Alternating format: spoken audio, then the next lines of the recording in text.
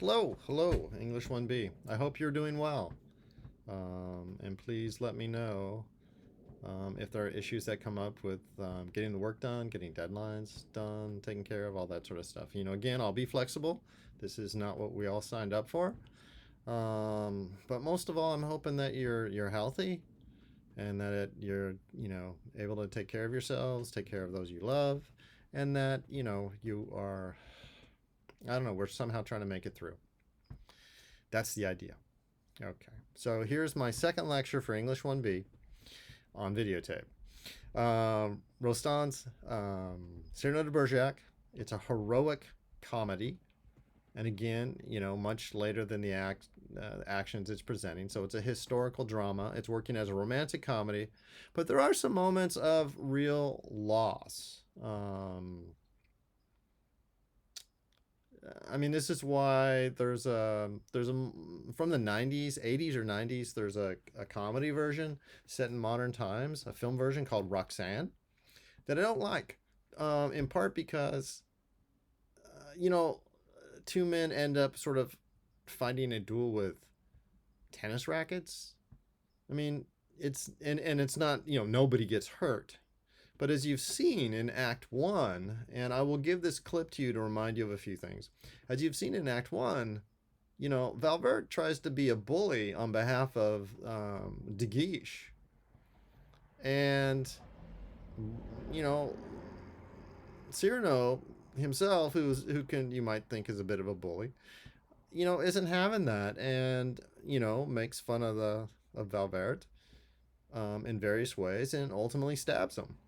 And so there's serious consequences. Again, it's one reason why I wanted you to have seen The Duelist, so that we see that aspect. Okay, now it is a romantic comedy, and it's mostly about love, and it's about mistakes people make. And the first four acts all happen in 1640, and then the last act, if you've read, you know that, happens 15 years later. Okay, so we're going to build up to that. So I'm going to try not to make this too long, because part of my tech problems came from my making really long videos for my 46A class. All right. So I want to say a few things in general about Cyrano de Bergerac, the play, before we get into some specific details. Now, the first thing is about sort of general points of parts and patterns. Parts and patterns. Again, we are practicing. We are practicing our analytical skills. We are practicing our empathetic skills in terms of relating to character and seeing how characters would do stuff. The analytical skills work in the sense of making sense of what characters say, how they're behaving in a certain case, what, say, is the sort of logical fallacy of, hey, let's you and me together, pretend we're one person for the woman you love. That's Cyrano pretending he doesn't love her. Come on, you can see where that's going to go wrong. And part of the fun is, and part of the sadness is watching it unfold. I didn't mean to talk about this yet, but imagine being Roxanne and finding out that Christian is not the witty man she thought he was. Finding out potentially at some point that he didn't write his lines, that he's been doing that sort of thing. And so I'm going to go to a certain place. I plan to make it last in my notes, but here it is. So page 84 in my book. And part of the catch is it's the same translation, but some of the books with this cover, I know the pages. If you have the more pastel, the more floral cover, that same Brian Hooker translation, same Benton paperback, okay, different pages. They have bigger print. Okay, so that's a problem. But in page 84 of my thing, Christian talking privately to Cyrano near the end of Act 2 says that he's the kind of man who can't make love to a woman. Okay. That's not a physical description. He does not have a dysfunction of a physical nature. Okay? This is an old school phrase. And what it means, it doesn't mean to have sex. It means to pay court, to woo, to flirt, and to romance somebody. And so making love in this case, and it comes up in lots of older novels. I'd say, I could read a novel that was written in the 60s and they still might use this phrase if it was from England. But older novels, plays, short stories, in Shakespeare, they might say, but wow, you're making love to me. And it doesn't mean they're having sex. It means, wow, you are talking in a way that you want me to respond romantically. Now, Roxanne is the kind of woman who likes what she's going to call the little nothings that are everything. Okay, she likes a man to show his wit. She likes a man to take an effort. She's interested in the sort of study of love in that sense. And so she wants the fun of it. That's a game she likes to play. I don't think she's a tease. I don't mean that at all. She's a proper girl, proper young woman.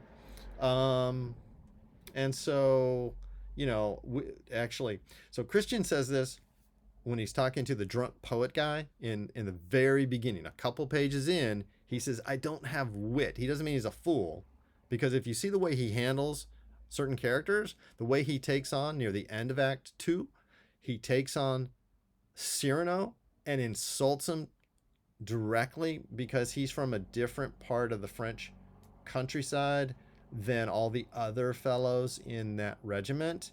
And so, as a Norman, that's what he is, like de Maupassant, by the way. He has to prove himself in front of all these Gascons, who I believe are from southern France, countryside area, often treated as country bumpkins. But the idea is, these country fellows know how to shoot, they know how to fight, they make good soldiers. That sort of thing. Okay. But early on, he had said, I lack wit, I'm just not the kind of guy who can talk up a girl. And so, whereas Cyrano has Christian, however, is quite handsome, right? So if you're playing this, if you're filming it, he's got to be a knockout, because Roxanne, she's attracted to him from his exterior, right? And so if you think about, let's jump to Frankenstein for a minute, right? The whole problem of the exterior and the interior, right? You might see the creature up there. Okay. All right. Parts and patterns. Okay. So, when you were looking at Act 1, it has multiple parts. I talked about that in my last lecture. First, we get Christian and his love trouble. And then he leaves because he has to deal with the problem with his friend. And then we get Cyrano's going to close down the play. And I think I asked a question about this in the homework. Or I should have. He's closing down the play because it turns out he reveals to Lebret, because he doesn't reveal to everybody. He says that the actor's a bad actor, and I'm doing you all a favor. And I'm also, I have a secret reason. And then he tells Lebret that basically the actor has been casting his eyes and maybe wanting to pay court to woo, to make love to Roxanne. And Cyrano is so offended by this, he's willing to close down the theater for one day at least. Okay. And he pays off the theater for all those lost not wages. Well, everyone paid, they want their money back.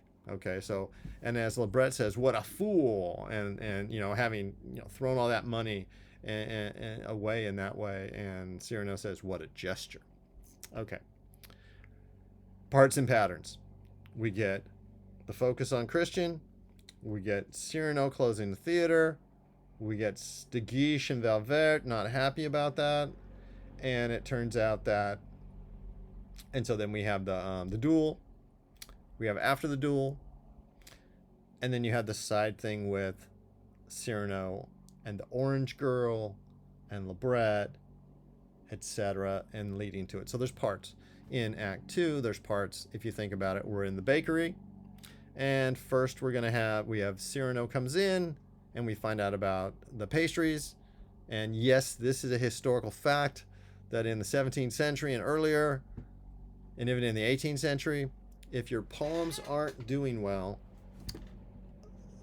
the bookseller will probably sell your verses, your stories, whatever, to a bakery, because a bakery needs something to wrap bread in and pastries and that sort of thing. So that's, and so, and so you have that thing where Ragano, the baker, who wants to be a poet, but he's not a very good one.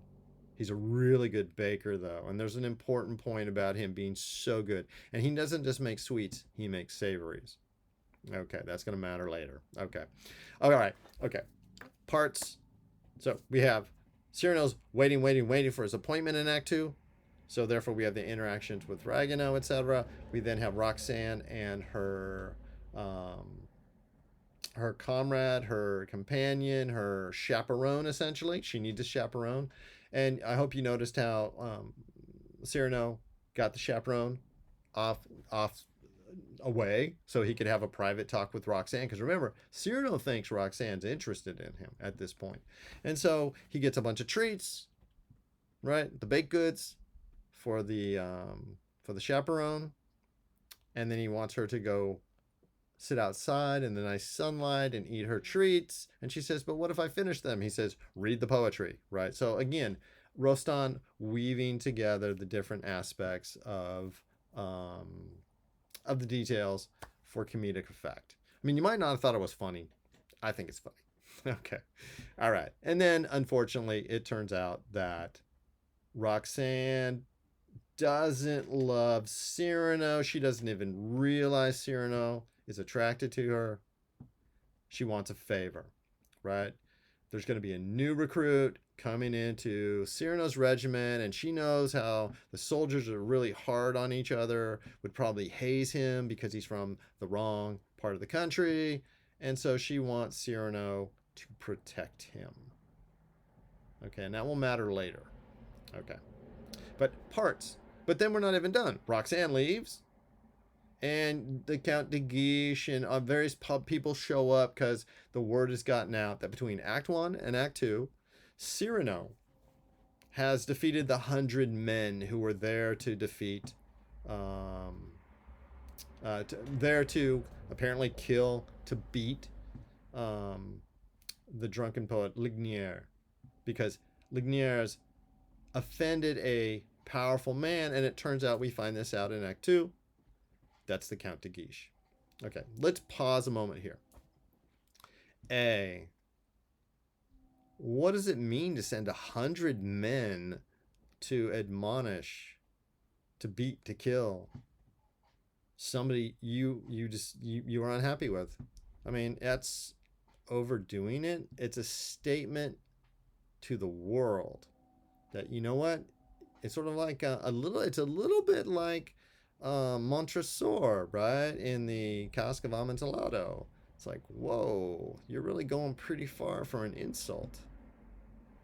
Okay. That's one.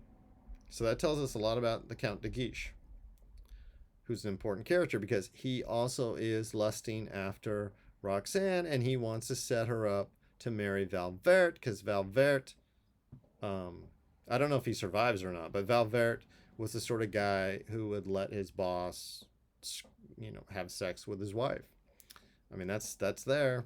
That's in the story. I don't much like the Count de Guiche. All right, he'll have one redeeming moment before the end. All right. Okay. Different parts.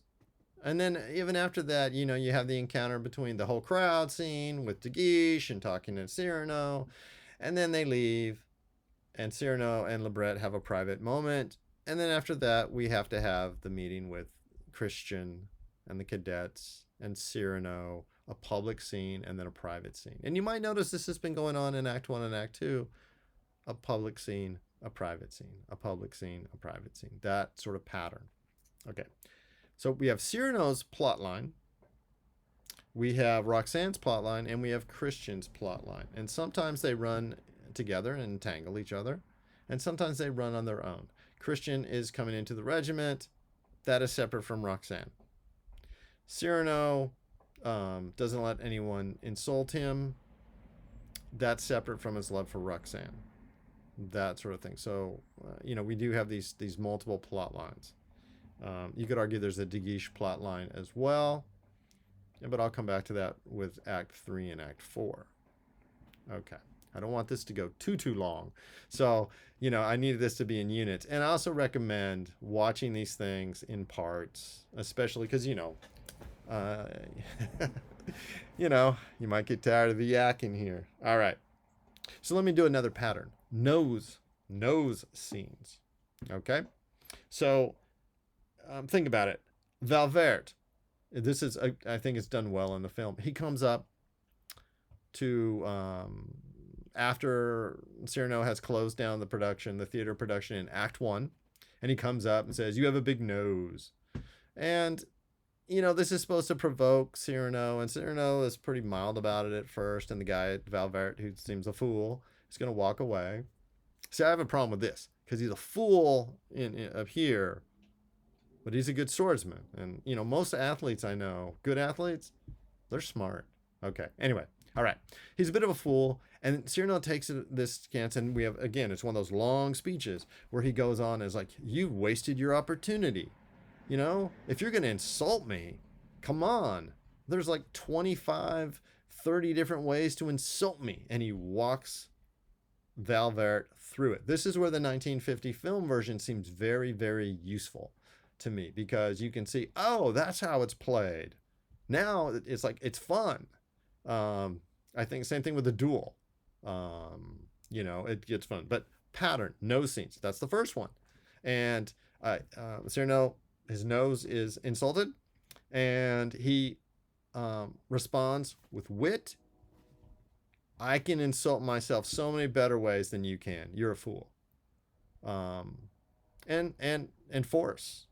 He has a duel, and there's wit in the duel too, because one, Cyrano makes up a poem while fighting the duel, because, again, that's a sign of his intelligence and his ability, right? He can do two things at once, two very difficult things at once. What an amazing man Cyrano de Bergerac really is. Okay, so you have that. Okay, we have a second nose scene. That meddler, after he's closed the theater, that guy comes up, the meddler who meddles and gets in the way and butts into things, is like, "Oh no, well, who's your protector? Who's gonna save you?" And Cyrano's like, "I'll save myself. I've got this sword, I've got this wit." And then he baits the meddler. It's like, "Are you looking at my nose?" And the meddler's like, "No, I'm not looking at your nose. It's so small." And again, we have another scene in which Cyrano calls attention to the giant nose. And he says things like, "No, it's not small. In fact, a large nose is a mark of character." And you have that wonderful scene in which he defends himself. Now, again, Cyrano's rather defensive and aggressive about these things. It's like, I mean, come on. You can't hurt me with an insult if I insult myself first. If I show that means nothing to me. But Cyrano does have, come on, he's got feelings. We see them occasionally. All right, next. So that's two. So there's a nose insult, and there's some form of retribution on the part of Cyrano. So this sets us up for the third nose scenario, which is near the end of Act 2, when Christian, who's joining his new regiment, and he decides he'd rather show how tough he is. He's been warned, don't mention Cyrano's nose. And he keeps doing it. Cyrano's trying to tell a story.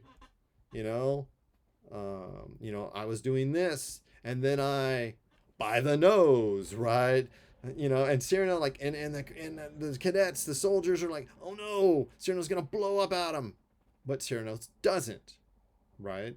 So come on, we have a pattern.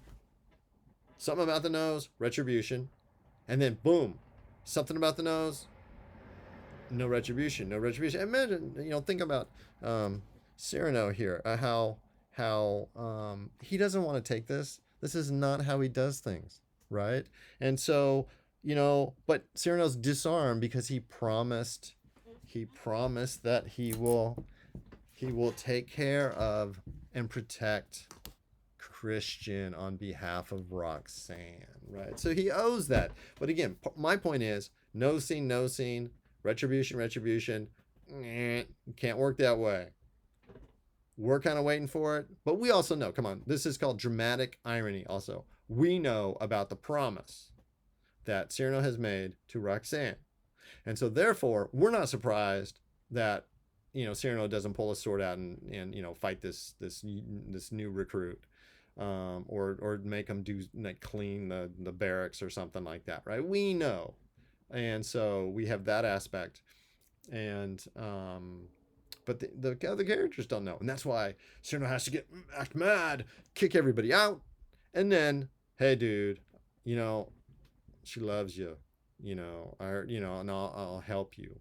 And unfortunately, that also leads to Cyrano coming up with that really stupid idea that, wow, you're not good with the words. I am good with the words, right? And we get into that. Okay, so patterns and parts.